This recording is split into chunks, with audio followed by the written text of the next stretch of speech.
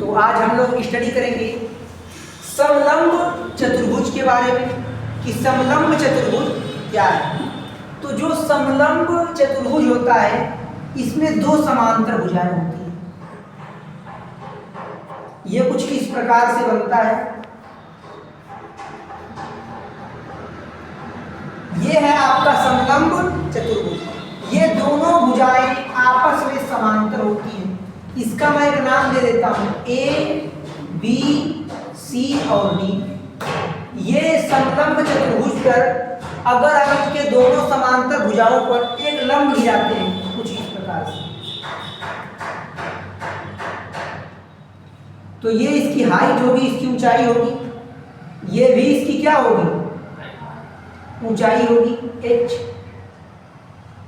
अब अगर हम इस हिस्से की बात करें, ये वाला हिस्सा, अगर हम इस हिस्से की बात करें तो ये हिस्सा क्या बनता है, एक वर्ग बनता है। क्या बनता है, एक वर्ग। तो समलंब चतुर्भुज के में जो भी आपका समलंब चतुर्भुज होगा, समलंब चतुर्भुज में दो समांतर भुजाएं होंगी और इनमें जो समांतर भुजाओं पर लंब गिरता है उसे हम दो समांतर भुजाओं के बीच की दूरी कहते हैं, या फिर दो समांतर भुजाओं के बीच की हाइट कह सकते हैं, ऊंचाई कह सकते हैं। इसमें एक ही फार्मूला होता है जो कि बहुत ही विशेष फार्मूला है। इसमें एक ही फार्मूला यूज में आता है अधिकांशतः, जिसका नाम है समलंब का क्षेत्रफल।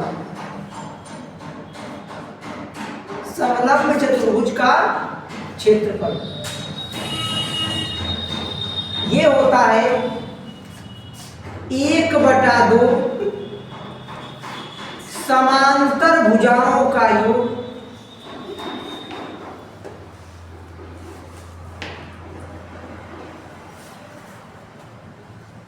एक बटा दो समांतर भुजाओं का योग गुणे ऊंचाई,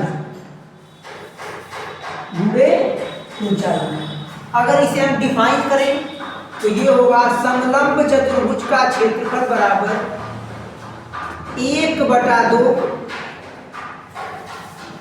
समांतर भुजाओं का योग। समांतर भुजाएं कौन है, यही तो है समांतर भुजाएं। इसकी लंबाई को हम a मान लेते हैं और इस पूरे की लंबाई को हम b मान लेते हैं। तो a plus b into h,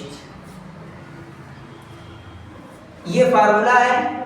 समलंब का क्षेत्रफल बराबर 1/2 समांतर भुजाओं का योग गुणे ऊंचाई, या फिर इसी को आप शॉर्ट में कह सकते हैं क्षेत्रफल बराबर 1/2 a plus B into h।